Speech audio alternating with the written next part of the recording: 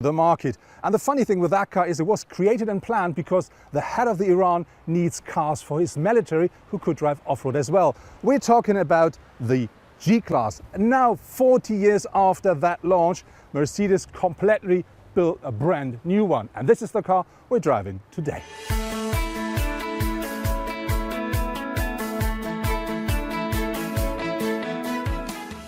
When you have your first look at the new G-Class, the first thing you see, it's not so easy to say is this the new or the old version, because it still looks very similar than the predecessor. But I think the new one is a bit more soft and it looks a bit more modern as well. But there are loads of things that are going to remind you regarding to the old one. So have a look at the front. You find these very nicely round shaped headlamps here. We do have these on the top mounted indicators, and we do have an on the top mounted bonnet as well. So that really looks a lot like the old one. Very important regarding to the size of the car. When you look from the front, something really has changed. One of the big changes, the car now is 64 millimeters wider than its predecessor. Regarding to the weight, very important, the bonnet as well as the wings, as well as the doors, are now made out of alloy. And that saves about 170 kilograms. And still, the car is now about 55% more stiff than the predecessor. But now let's have a closer look at the sight. The first thing that you're going to see here is the shape of the car is in principle exactly the same, but very important, it's 53 mil longer. But when you look here, you find, as with the front, loads of things that remind you of the old G-Class. First thing is we have this very steep front window here. And what I really like with the car, we have these old-fashioned door handles with the knob, and we have, of course, these very old-fashioned door hinges. When you have a look here, our car, because we do have the AMG version, we do have, not only have the side pipes, we also have these 22-inch alloys here with the AMG brakes. We have a red brake here, and we have these very nice big discs as well. At the rear of the car, we do find a typical boxy G-Class. Again, of course, we find the typical door handle, and we have this flat rear window. And something you should not miss with a new G-Class is, of course, these extra wheel mounted on the rear door.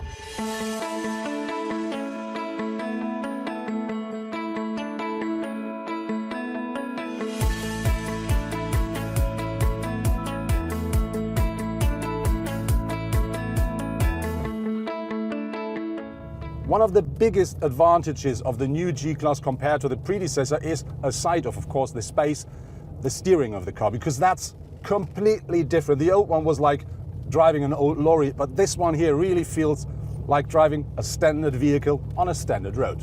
When the G-Class hits the market for the first time, 1979, the smallest engine that Mercedes offers at that point only offers 75 horsepower. And this is nothing regarding to what we drive today, especially if you're talking about our G63 AMG. This car features the new V8 4-liter bi-turbo engine, and that offers in this car here 585 horsepower, 850 newton meters of maximum torque. But if you talk about the smaller version, which is the G500, that is not a lot less. It also offers 422 horsepower, 610 newton meters.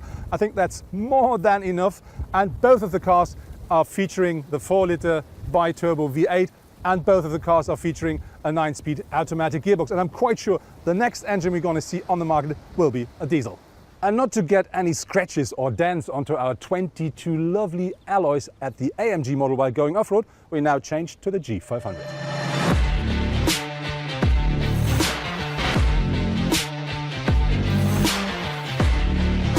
So now we're taking our G500 off-road. Goes up that hill like a goat. So now we go downhill, and I mean downhill. From here I can't see anything at all, I only see landscape, but there is the monitor, and that one works with the camera at the front of the car, so I can really see my path.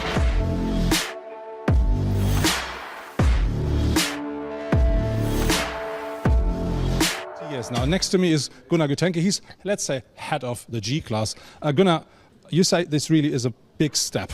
You really build a completely new car. Now we have this wonderful model here. So can you explain something regarding to the suspension and to the frame? What happens here and what are the biggest highlights? The major change that we have is that we now have an independent front suspension, which is new to the G-Class and which is offering more precise ride and handling on the road. But also if you ride it off-road, you will find it also helps there and is a positive element. So it's worth, first of all, taking a look underneath the car, because that's rather important when you go off-road. And if you look underneath the car, you see basically you can take a large shoebox and put it underneath. There's no single part sticking out, and that would be endangered that a potential rock would hit it. And you will also see that the knuckles of the independent front suspension are mounted directly to the frame at the highest possible position, leading up here to a very high position as well. So the domes really stick out of the frame. And here we have invested, so to say, in a special bar that is overall adding to torsional stiffness, which we have increased compared to the previous model by 55%. With this model, you show two different types of a car, which is the G500, the dirty one, and you have the AMG version as well. What makes the difference between the two of them? Well, there are several differences. If we start from the front, we do have adaptive damping. On the right-hand side, you see there's this additional oil reservoir on the damper. That is for every G63 a series component, and for the G500 we have regular dampers or optional similar adaptive damping, which is a great feature when you ride both on as well as off-road. Improvement that we have is our new direct steering. Okay. Every G-Class owner knows about today's performance, and everybody who will drive this car right at the first corner will see there's a huge improvement in terms of steering, precision and feedback from the steering. When we then move further, of course you will find the three differentials. They're all 100% lockable, like in the past, but with a different technology where we have taken care that we have even more robust solutions. There's a 9-gear transmission. It comes in two different variants, the standard 9-gear transmission for the G500 and an especially reinforced version for the AMG, which is offering lower shifting times. What about the frame? Did you change anything regarding to the frame? Well, it's a completely new frame. It's still a leather type frame because we think it's a backbone for the legendary reliability and robustness of the G-Class. It has been, as said before, reinforced to offer additional torsional stiffness as well as additional crash performance. You as the head of the G-Class, there must be the one highlight for you, the one where you say, this is my personal topic. What is it? Well, to me it is that we have managed to have a vehicle that's on the one hand side even better in off-road as we used to be with the known G-Class, and with the same setup, after being in an off-road track here, you drive onto the road, and there we have really reinvented on-road driving for the G-Class. And to have this broad spectrum in one car, that to me, even though it's compiled of many items to achieve it, but that's for me the one big achievement of this development. So let's climb into the G-Class. There are two things inside of this car that really makes the difference. This is the first. That really sounds like closing the door of a Mercedes. A bit old-fashioned, but completely solid. And the other thing is something that really surprised me, let's say it that way, because when you start driving the car, it locks the doors automatically. And that is really special. Check it out. And now you know that door is locked.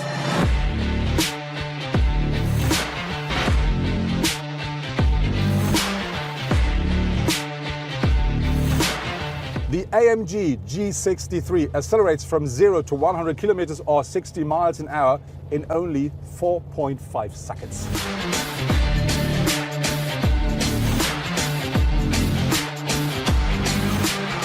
With its new V8 bi-turbo on board with these 585 horsepower, 850 newton meters of torque, if you push the pedal to the metal with that car, that really feels like being on a rocket, and when you lift off, somebody kicks your ass on top. But this rocket weighs more than 2 tons.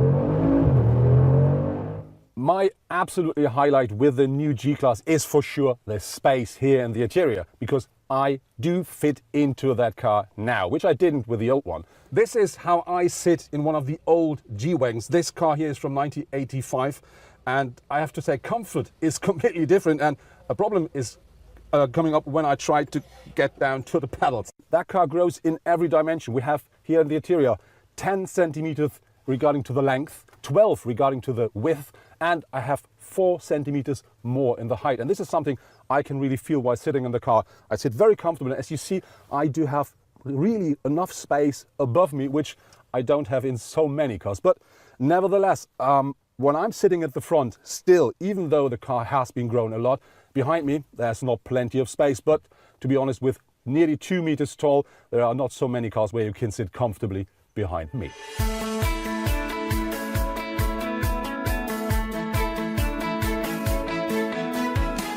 Having a closer look into the interior design of the new G-Class, I really have to say that car is completely new. But on the other hand, you find some things here and there which really reminds you to the old one. For instance, we have this typical handle here for the passenger seat. We do have this upright display here at the front, which really reminds you to the old car. But on the other hand, that car really is completely new and modern. You have, as standard with a standard G-Class, a cockpit with round tubes. But I think everybody will order this new widescreen panel here, which features two 12.3-inch displays, which you already know from, let's say, the E-Class or other cars. And you find a lot of typical Mercedes stuff in here, like the cup holder in here, or the completely jog dial here, or for instance the seat control, which is in the door panel, as you know from all the other cars. So I think overall that's really a very nice mixture out of a bit of heritage, but loads of modern stuff. And I think together that's the new G-Class.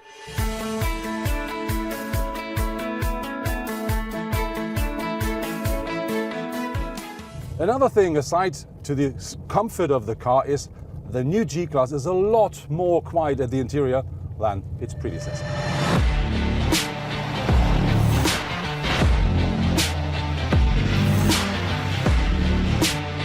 So now we're going on gravel grounds with a G63 to see how much fun you're going to have with that car on that surface.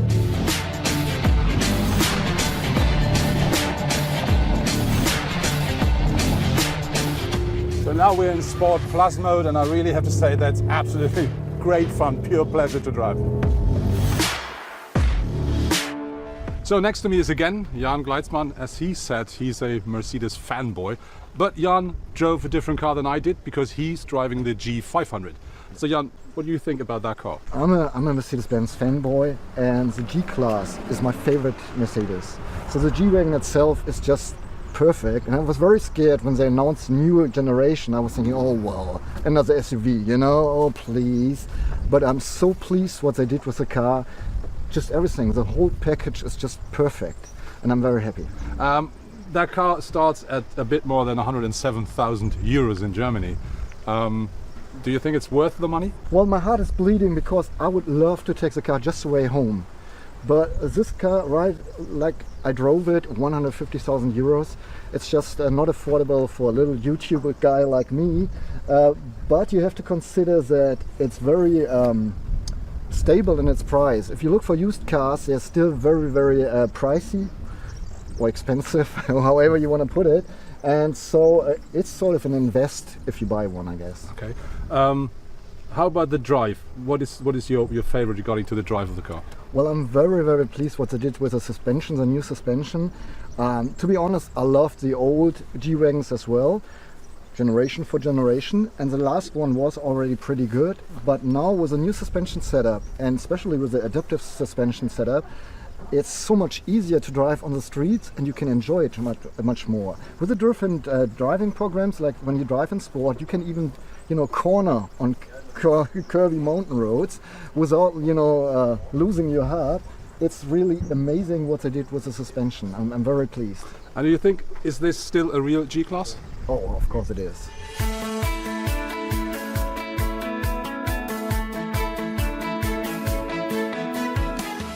That was my review with a brand new G-Class, or let's say it correctly, with a brand new Mercedes-Benz AMG G63.